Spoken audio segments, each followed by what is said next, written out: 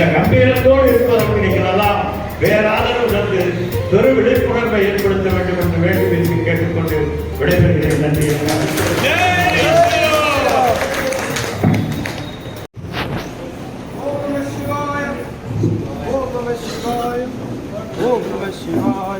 மாநிலங்கள், அரிதான மாநிலங்கள் தேர்ந்தெடுக்கக்கூடிய ஒரு அரசியல் அமைப்பு நம்மளோட உயர்ந்ததா இருக்கணும், நமக்கு உறுதுணையா இருக்கிறதா இருக்கணும், நமக்கு காக்கக்கூடிய ஒரு சக்தியா இருக்கக்கூடிய ஒரு அரசியல் அமைப்பா இருக்கணும். அப்படிப்பட்ட ஒரு அரசியல் அமைப்பை நம்ம தேர்ந்தெடுக்க வேண்டியது கடமை. நாம 5க்கோ 10க்கோ கோட்டுக்கோ பிரியாணிக்கோ ஒரு அரசியல் அமைப்பை தேர்ந்தெடுத்துட்டோம்னா இன்னைக்கு நம்ம நிறைய அவஸ்தைப்படுறோம். போற்றி எந்நாட்டவர்க்கும் இறைவா போற்றி. அரங்கத்திலே அமர்ந்திருக்கும் அனைத்து காவி சொந்தங்களுக்கும், மேடையிலே வீட்டிருக்கக்கூடிய உலகம் சுற்றுவது நின்றாலும் கூட என்னுடைய சுற்றுப்பயணம் நிற்காது என்று சுழன்றிக் கொண்டிருக்கின்ற மாநில பொதுச் செயலாளர் சோமசுந்தரம் அவர்களே, என் வாழ்க்கை இறுதியானாலும் துவக்கமானாலும் காவியிலே அருள்வாக்கு அருள்வோர் பேரவை என்று உருவாக்கினார்கள். பெண்களுக்கு சக்தி சேனா என்ற ஒரு அமைப்பை உருவாக்கினார்கள். எல்லாவற்றுக்கும் தலைமையாக இந்த விஸ்வ இந்து பரிஷத் தலைமையேற்று செயல்பட்டுக் கொண்டிருக்கின்றது. நம்ம அமைப்பிலே இல்லாத துறையே கிடையாது. குறைந்தபட்சம் நம்முடைய விஸ்வ இந்து அமைப்பாகட்டும், பூஜாரி பேரவையாகட்டும், பூக்கட்டுவோர் பேரவையாகட்டும், அருள்வோர் பேரவையாகட்டும், நம்முடைய எண்ணங்கள் நிறைவேற வேண்டும், நம்முடைய கருத்துக்கள் மக்களிடம் செல்ல வேண்டும். நாம் இந்த தெரிவித்துக் கொண்டு எந்த நாடு தன்னுடைய சொந்த வரலாற்றை மறக்கின்றதோ அந்த நாட்டுடைய வீழ்ச்சியானது எழுதப்பட்டது. நம்முடைய உலக வரலாற்றில் பல நாடுகள் தன்னுடைய சொந்த வரலாற்றை மறந்து போனதுடைய விளைவு அந்த நாடுகளை காணாம போயிடுச்சு. எத்தனை நாடுகளை பட்டியலிட்டு சொல்லலாம். நம்ம பாரத நாட்டில் மதிக்கிறான அவருக்கு வாக்கு போன்ற ஒரு லட்சியத்தை எடுத்துக்கணும். இடையில கூட ஒரு கோயில பார்த்தோம், இந்த அறக்கட்டத்துறையுடைய அமைச்சர் சேகர் பாபு ஒரு பக்தர்களை பார்த்து கேட்கிறா, நீ சோதத்தீங்க இல்ல பியத்தீங்க எவ்வளவு ஆபத்தான அந்த இடத்துல என்ன பண்ணணும்னா, நம்ம விஸ்வதேவ ஒரு திருநாடா கூப்பிட்டு அவங்களோட வாயை உடைச்சு 5 நிமிடம் முதலில் நாம் தாய் தமிழை வணங்கி துவங்குகிறேன். காடுமலை மேடுகளில் காற்றான செந்தமிழே, ஈடில்லா இலைகாட்டு எரிமலையை போன்றவளே, ஆடுகிற செந்தமிழே, அன்னைக்கு அன்னையான மாடமணி பூ விளக்கே, மகத்தான மொழி தாயே, பாடுவோர்க்கும் தேடுவோர்க்கும் தினம்பொருளை தருபவனே, கூடுகளில் உயிராக கொடுவிருக்கும் கோமகளே, ஆடிவா செந்தமிழே, அடியன் உன்னை வணங்குகிறேன். நாடு காக்கும் முனை வணங்கி நான் இங்கு துவங்குகிறேன். அனைவருக்கும் வணக்கம், ஓடிய நமஸ்காரங்களோடு. ஏன் இந்த மொழி வார்த்தையை சொன்னேன் அப்படின்னா, மொழி பற்றும் இனப்பற்றும் ஒருவனுக்கு இருந்தால்தான் தேசப்பற்றும். நாம் நம் மொழியை என்று நேசிக்கின்றோமோ அன்றுதான் அந்த மொழி பற்று வரும். அந்த மொழி பற்றுவது தான் இனப்பற்று வரும். இனப்பற்றுவது தான் தேசப்பற்று வரும். அதான் ஜி அவர்கள் மிக அற்புதமாக சொன்னார்கள். இந்த அற்புதமான ஒரு பொதுக்குழு கூட்டத்தை அது கொங்கு மண்டலத்திலே மிக அற்புதமான முறையில காலையிலிருந்து ஒரு மணி நேரம் 1.5 மணி நேரமா நிறைய நம்ம தேசத்தை பற்றியும் நாம் சிதறி இருக்கின்ற சூழ்நிலை பற்றியெல்லாம் ஒவ்வொருவரும் தன்னுடைய கருத்துக்களை மிக அற்புதமான முறையிலே சொல்கிறார்கள். அது குறிப்பா அந்த கொங்கு மண்டலம் என்பது மிகப்பெரிய ஒரு போராட்ட காலம். அதனால்தான் என்ன தெரியல, நீங்க திருப்பூர் குமரனுடைய நினைவு நாள். இந்த தேசத்திற்காக கொடிகாத்த குமரன் அந்த திருப்பூர் குமரனுடைய 94வது நினைவு நாளிலே இந்த தேச பிதாவுடைய அந்த மிகப்பெரிய ஒரு அற்புத ஒரு நல்ல நாளிலே இன்னைக்கு ஒரு பொதுக்குழு கூட்டம் இன்னைக்கு திருப்பூர் மண்ணிலே பிறந்த அவருக்கு இந்த கொங்கு மண்டலத்தில் நாம் இந்த பொள்ளாச்சி பகுதியை வைத்திருக்கிறோம். அன்பிற்கிறவர்களே, எங்களை எல்லாம் வழிநடத்துகிற, நம்மை எல்லாம் ஒருங்கிணைத்து வழிநடத்துகிற இந்த தேசத்தின் தேசியத்தையும் தெய்வீகத்தையும் எனது 2 கண்கள் என்று வாழ்ந்த ஐயா பசுமன் முத்துராமலிங்க தேவருக்கு அடுத்து தேசத்தையும் தெய்வீகத்தையும் ஆன்மீகத்தையும் தமிழையும் காத்து வருகிற ஒரு மகான் இந்த உலகத்தில் வாழ்ந்து கொண்டிருக்கிறார் என்று சொன்னால் அவர்தான் நாங்கள் போற்றி வணங்குகிற எங்களுடைய குருநாதர் ஐயா விஹெச்பி என்ற மிகப்பெரிய ஆலமரத்தை நிறுவி நம்மளையெல்லாம் முன்னெடுத்த தேசத்தின் தந்தையாக நாங்கள் வழிபடுகிற குருநாதர் ஐயா வேதாந்தஜி ஐயாவுடைய இப்பொழுதும் அவருடைய ஆசையுடன் இந்த பொதுக்குழு கூட்டம் காலையிலிருந்து நடைபெற்றுக் கொண்டிருக்கிறது. நம்ம எல்லாம் கடைசியில் தாராளம் தான் நமக்கு முக்கியமானது. அதெல்லாம் உங்களுக்கு எல்லாத்துக்கும் தெரிஞ்சு. ஜெய் ஸ்ரீராம், ஜெய் ஸ்ரீராம். ஜெய் ஸ்ரீராம். எங்கள் குருநாதர் வேதாந்தம் ஜி, ஆர் கோபால் ஜி, சோமசுந்தரம் ஜி, விஜயகுமார் ஜி, எங்கள் சாமிஜி அவர்களுக்கு கிருஷ்ணகிரி மாவட்ட சார்பில் எங்கள் மனமார்ந்த நன்றி தெரிவித்துக் கொள்கிறோம். இந்த பொள்ளாச்சியில் மிக பிரம்மாண்டமாக இந்த விழாவை ஏற்பாடு செய்த பொள்ளாச்சி மாவட்ட கமிட்டிக்கும் ஒன்றிய கமிட்டி நகர கமிட்டி அனைவருக்கும் எங்கள் கிருஷ்ணகிரி மாவட்ட மகளிரின் சார்பாக எங்கள் சார்பாக மற்றும் உங்கள் சார்பாக அவங்களுக்கு இந்த விழாவை ஏற்பாடு செய்ததற்கு மிக மிக நன்றியை தெரிவித்து பல நாடுகள் ஒன்று சேர்ந்து ஒரு கோவிலை உருவாக்கும், அதுதான் பேரரசு கோவில். பாண்டிய மண்டலத்தில் எடுத்துக்கொண்டால் மதுரை மீனாட்சி அம்மன் கோயில், அது பாண்டிய பேரரசின் கோவில். சோழ மண்டலத்தை எடுத்துக்கொண்டீர்கள் என்றால் நீங்கள் சொல்ல வேண்டிய அவசியமே இல்லை. ராஜராஜேஸ்வரனுடைய பெருவுடையார் கோயில் தான் சோழ மண்டலத்துடைய பேரரசு கோவில். தொண்டை மண்டலத்தில் எடுத்துக்கொண்டால் கைலாசநாதர் கோவில் என்று கோவில்களை மையமாய் வைத்தே மனிதன் வாழ்வியலை கட்டமைத்தான் இந்திய துணைக்கண்டம் முழுவதும். ஆகவேதான் இந்த கோவிலும் காப்பாற்றப்பட வேண்டும் என்று தமிழ்நாடு விஸ்வ இந்து பரிசுக்கு அன்றும் பாடுவாக பாடுபட்டுக் கொண்டிருக்கிறது. இந்த கோவில்களை பாதுகாக்க வேண்டும் என்றால் நம்மிடம் ஒழுக்க வேண்டும், நம்மிடம் ஒழுக்க வேண்டும். தனி மனித ஒழுக்கம், பொது ஒழுக்கம், கல்வி அறிவு, ஆளுமை அறிவு வேண்டும். யார் எதை சொன்னாலும் நீங்கள் எல்லாம் ஒன்று சொல்ல, நாமெல்லாம் மாதமானால் நம் கோவிலுக்கு சந்தா கட்டுவதில்லை. நம்மிடம் அப்படிப்பட்ட பழக்கமும் இல்லை. நமது கோவிலிலே பணி செய்கிற பூசாரிமார்களுக்கு நாம் அந்த கோவிலை நிர்வகிக்கக்கூடிய நிர்வாகிகள் பார்த்து கொடுப்பதுதான் சம்பளம். ஆனால் மாதமானால் கோவிலுக்கு காசு கொடுக்க வேண்டும் என்கிற வழக்கம் நம்மிடம் இல்லை. ஆனால் ஒருவன் மதமா இருந்தான் என்றால் சர்ச்சிலே அவன் மாதந்தோறும் சந்தா கட்டியாக வேண்டும். அப்பொழுதுதான் அவனுக்கு சுடுகாடு கிடைக்கும், அவனுக்கு கல்லறை கிடைக்கும். அதுபோன்றுதான் முகமதிய மதத்தில் மாறினாலும் அவனுக்கு அப்பொழுதுதான் சுடுகாடு கிடைக்கும், கல்லறை கிடைக்கும். இல்லை என்றால் அவனுக்கு எதுவுமே இல்லை.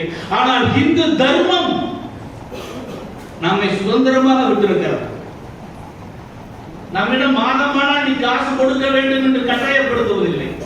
ஆனால் கோவில்கள் ஊர்தோறும் இருக்கும், குடும்பங்கள் தோறும் கோவில் இருக்கும். இது நம்முடைய வாழ்வியல் கட்டமைப்பு. இந்த கட்டமைப்புக்குள் இருப்பதனால் தான் இங்கு மத மாற்றங்கள் 700 ஆண்டு காலங்கள் முகமதியர் நாட்டை ஆண்டாலும் கூட இந்து மதத்தை தொட்டு அசைத்து பார்க்க முடியவில்லை. ஆகவேதான் உலகத்தில் இருக்கக்கூடிய வழிபாட்டு தலங்களை அதிகமாக பெற்றிருக்கக்கூடிய ஒரே ஒரு நாடு இந்த பாரத நாடு என்பதை சுட்டிக்காட்ட வேண்டும். உலகத்தில் உள்ள நீ சர்ச்சா இருக்கட்டும், மசூதியா இருக்கட்டும், எதுவா இருக்கட்டும், ஆனால் கோவில்கள் மட்டுமே உலகத்தில் மிக பெரும் எண்ணிக்கையில் இருக்கிறது என்றால் இந்த இந்து தர்மம், இந்து சனாதனம் என்ற நீ ஓட்டை வாங்கிவிட்டு திமிராக பேசுகிறார். எங்களுக்கு எப்படி ஓட்டுகளை வாங்க வேண்டும் என்று தெரியும். நான் 100 கோவில்களை இடித்திருக்கிறேன் என்று பொது மேடையில் இருந்து கர்ச்சிக்கிறார் ராபர்ட் பாலு என்பவன். டி.ஆர். பாலு அவன் பெயர். திராவிட முன்னேற்ற திமுக அவனை வளர்த்து வாக்களித்திருக்கிறார். என்ன காரணம்? ஓட்டு என்கிற அந்த அரசியலை நாம் கற்றுக்கொள்ளவில்லை. ஆனால் அரசியல் என்பது மனித வாழ்வியலில் அனைத்து துறைகளையும் ஆதிக்கம் செலுத்துவது. பண்பாட்டு அரசியல், நாகரிக அரசியல், கலாச்சார அரசியல், ஆன்மீக அரசியல். சுவாமிஜி பேசும்போது சொன்னார், அவர் பேசும்போது கேட்கும்போது சாமிஜி எல்லாம் மேடை ஏறி பொதுவழியில் பேசினாங்கன்னா ஓட்டு அங்கி போகாது. எவ்வளவு அழகா சமத்துவத்தை பத்தி பேசினார் சாமிஜி. பேசும்போது சமத்துவம் என்பதை இந்து தர்மம் போதித்தை விடவா திராவிடியா பசங்க போதிச்சுட்டாங்க. என்னன்னா நீங்க தத்துவத்தை பேசுறீங்க. அவங்க எப்ப பார்த்தாலும் சொல்லுவான் சமூக சமத்துவம், சமூக சமத்துவம், சமூக சமத்துவம் சொல்லியே வேறுபாட்டை வளர்த்து கொண்டிருப்பார். அந்த வார்த்தை அடிக்க ஒரு முறை சொல்லுகிற பொழுது அந்த வேறுபாடு சமபந்தி போஜனம் சொன்னா வேறுபாடு இருக்குது இருக்கும். அது நிரந்தரமா இருக்கணும்னு நினைப்பான். இப்படி மக்களை ஆட்சி ஆடுகிற அரசியல், மக்களை நிர்ணயிக்கக்கூடிய அரசியல் கம்யூனிஸ்ட் பாலிடிக்ஸ்ல ஜெயிக்கணும், சோசியல் பாலிடிக்ஸ்ல ஜெயிக்கணும், எக்கனாமிக்கல் பாலிடிக்ஸ்ல ஜெயிக்கணும், கமர்ஷியல் பாலிடிக்ஸ்ல ஜெயிக்கணும். அதுக்கப்புறம் தான் நாட்டு ஆளக்கூடிய அரசியல் வரணும். ரெகுலர் அரசியல் இது எல்லாம் இந்த சோசியோ பாலிடிக்ஸ் என்பதற்குள்ளதான் நான் சொல்லக்கூடிய பண்பாடு, கலாச்சாரம், நாகரிகம், ஆன்மீகம் எல்லாம் அடங்கியது. இந்த சமூக அரசியலை நாம் விட்டு கொடுத்து விட்டு சமூக அரசியலோட சமரசம் செய்து விட்டு சமூக அரசியலுக்கு எதிரான ஒருவனை கொண்டு வந்து ஆட்சியில் அமர்த்தி விட்டு அவனுக்கு ஓட்டுக்களை போட்டு விட்டு பின்பு அவன் திமிரான் ஒரு கோயிலை இடித்தேன் என்று பேசாமல் கொக்கரிக்காமல் என்ன செய்வான்? அவனை அவ்வாறு பேசுவதற்கு காரணம் நம்மிடம் சமூக அரசியல் என்ற விழிப்புணர்வு இல்லை. அவெல்லாம் கமர்ஷியல் பாலிடிக்ஸ் பண்ணிட்டு இருக்கிறான், கார்பரேட்டா மாறிட்டான். திருட்டையில் ஏறி போனவனுக்கு பல லட்சக்கணக்கான கோடிகள் கல்வி. திருட்டையில் ஏறி போனவங்க அரசியல் வாசம் என்பதில் அரசியல் போடாத வாழ்வியலில் எந்த பகுதியும் கிடையாது. அரசியல் இல்லாத வாழ்க்கையிலே கிடையாது. ஆகவேதான் நம்முடைய பண்பாட்டை காப்பாற்றுகிற அரசியல்வாதி நாட்டை ஆள வேண்டும். நம்முடைய கலாச்சாரத்தை மதிக்கக்கூடியவர் நாட்டை ஆள வேண்டும். நம்முடைய ஆன்மீகத்தை போற்றக்கூடியவர் வாழ்வியலாக ஏற்றுக்கொண்டவர் நாட்டை ஆள வேண்டும். 13 வருஷம் மோடி அவர்கள் மத்தியில் பிரதம மந்திரியா இருக்கார். உலக நாடுகளுக்கு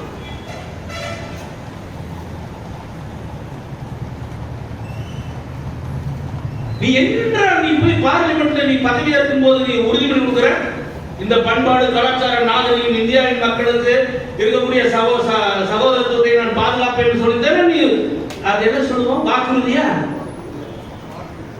இத்தனை வாக்குறுதி எடுத்துட்டு நீ போய் பார்லிமெண்ட்ல பொறுப்பேற்றுக்கிட்டு நீ போய் முருகன் மலை மேல உட்கார்ந்து பிரியாணி சமைப்ப, எங்க மக்கள் வேடிக்கை வைப்பாங்கம்மா? நாம இப்ப எந்த நிலையில இருக்கோங்கிற விஷயத்த ரொம்ப தெளிவா சொல்லியிருக்காங்க. நாம என்ன செய்ய போறோம்? இன்றைக்கு இருக்க அரசியல் சூழல் வந்து முற்றிலும் இந்துக்களுக்கு எதிர்ப்பா இருக்கு அப்படிங்கிற விஷயத்த நம்ம தெளிவா புரிஞ்சுட்டோம். சுவாமிஜி ரொம்ப அருமையா இந்த விஷயத்தை ரொம்ப தெளிவா நமக்கு சொல்லிட்டாங்க. நாம என்ன செய்யணும்? அதுக்காக நீங்க எப்படி இருக்கிறோம்? ஏற்கனவே கடந்த மாதம் நம்முடைய மாநில பொதுக்குழு நிகழ்ச்சி இருந்தது. சென்னையில மாநில பொதுக்குழு உறுப்பினர்கள் வந்திருந்தாங்க. அங்க சில தீர்மானம் நிறைவேற்றி நாம் எல்லாம் அறிவிச்சிருந்தோம். அதனுடைய ஒரு பகுதியாக தான் இந்த கொங்கு மண்டலத்துடைய பொதுக்குழு இப்போ நடந்துட்டு இருக்கு. 2 செய்திகளை மட்டும் உங்களுக்கு சொல்லிட்டு நான் இந்த தீர்மானத்துக்கு வந்தேன். 1972 சேலத்துல ஒரு பிரம்மாண்டமான ஊர்வலம் நடந்தது. யாருக்காவது தெரியுமா என்ன ஊர்வலம்? இது ராமசாமி நாயக்கர் ஒரு ஊர்வலம் நடத்தினார், ஒரு பகுத்தறிவு ஊர்வலம் நடத்தினார். ராமருக்கு செருப்பு மாலை போட்டு அந்த ஊர்வலத்தில் கொண்டு வந்தாங்க. அந்த நிகழ்ச்சிய அப்ப சேலம் ராமசாமின்னு ஒரு பெரியவர் இருந்தார்.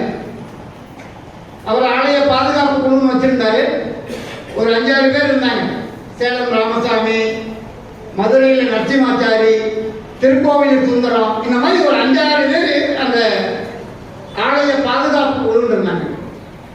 அதுல சேலம் ராமசாமி கோர்ட்டுக்கு போனார். இந்துக்களுடைய மனதை புண்படுற மாதிரி இந்த ஊர்வலம் நடந்தது. இந்த ஊர்வலம் இங்கே போட்ட காசை கொடுக்குறான்.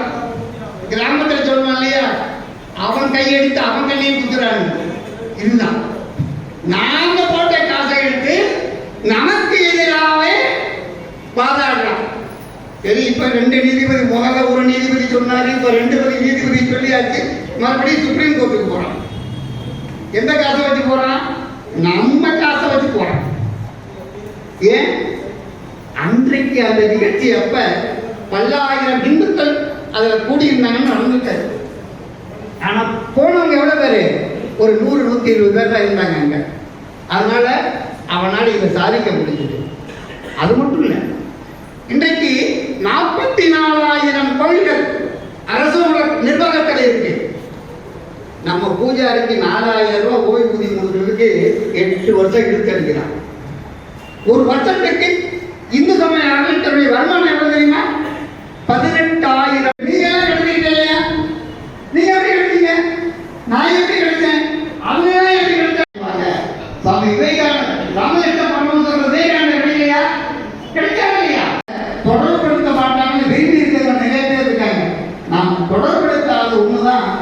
இன்னும் கூட நம்ம ஆட வளர முடியாத இருக்கிறோம். நிச்சயமா வளர்வோம். நன்றி, வணக்கம்.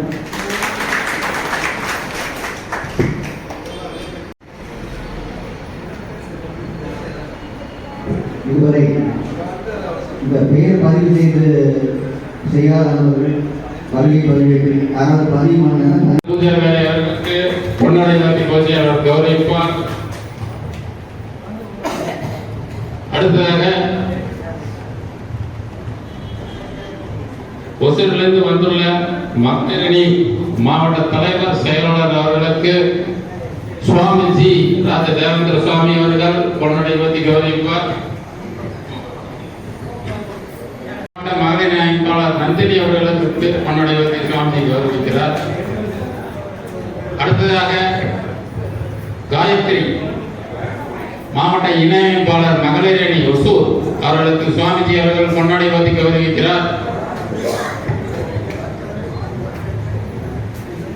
கோவை தெற்கு பொள்ளாச்சி கவிதா ஆனமலை ஒன்றிய அமைப்பாளர் மகளிர் அணி அவர்களுக்கு சுவாமிஜி பொன்னாடை மாற்றி கௌரவிக்கிறார்.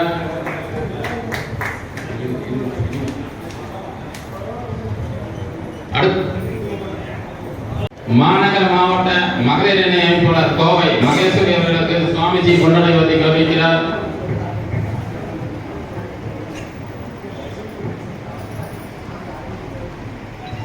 ஊட்டி வேளாண்மையோட நீண்ட கால நெருங்கிய தொடர்புள்ளவர், அனைவருக்கும் மூத்த வழிகாட்டியாளர் ஊட்டி மாவட்ட தலைவர் லட்சுமணிஜி அவர்களுக்கு சோமசுந்தர்ஜி மாநில பொதுச் செயலாளர் அவர்கள் பொன்னாடை மாற்றி கௌரவிக்கிறார். அதே போல் ஊட்டி மாவட்ட செயலாளர் கேசவன்ஜி அவர்களுக்கு பொன்னாடை மாற்றி கௌரவிக்கிறார்.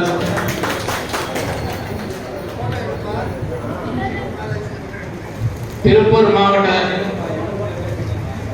தலைவர் மற்றும் பொதுக்குழு உறுப்பினர் செல்வந்தி அவர்களுக்கு மாநில பொதுச் செயலாளர் சோமசுந்தரத்தை பொன்னாடை மாற்றி கௌரவிக்கிறார். அதே போல சசிகுமார் மாவட்ட செயலாளர், புறநகர் மாவட்ட தலைவர் வேலுசாமிஜி அண்ட் புறநகர் மாவட்ட செயலாளர் ஸ்ரீராம்ஜி அவர்களுக்கு பொன்னாடை மாற்றி பொதுச் செயலாளர் கௌரவிக்கிறார். ரெண்டு பேர் வாங்க. நிர்வாகிகள் மேடைக்கு வர அவர்கள் பொன்னாடை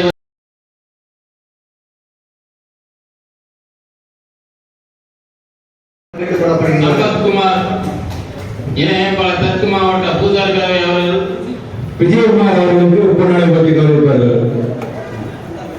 அதைத் தொடர்ந்து மோகன் மண்டல் இணையமைப்பாளர் சோனத்துறை அவர்கள் பொன்கி பெருமாஜி அவர்களுக்கு பொன்னாடை மாற்றி கௌரவிப்பார்கள். அதைத் தொடர்ந்து சுவாமிஜி அவர்கள் புதிதாக பொறுப்பேற்ற மூவருக்கும் பொன்னாடை மாற்றி ஆசீர்வதிப்பார்கள்.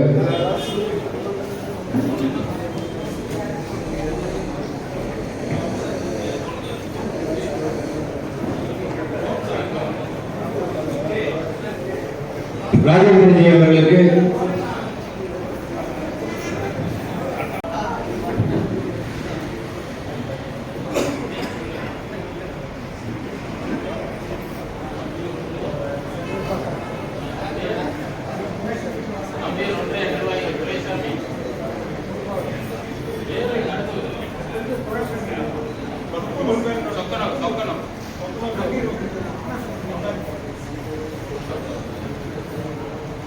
கொஞ்சம்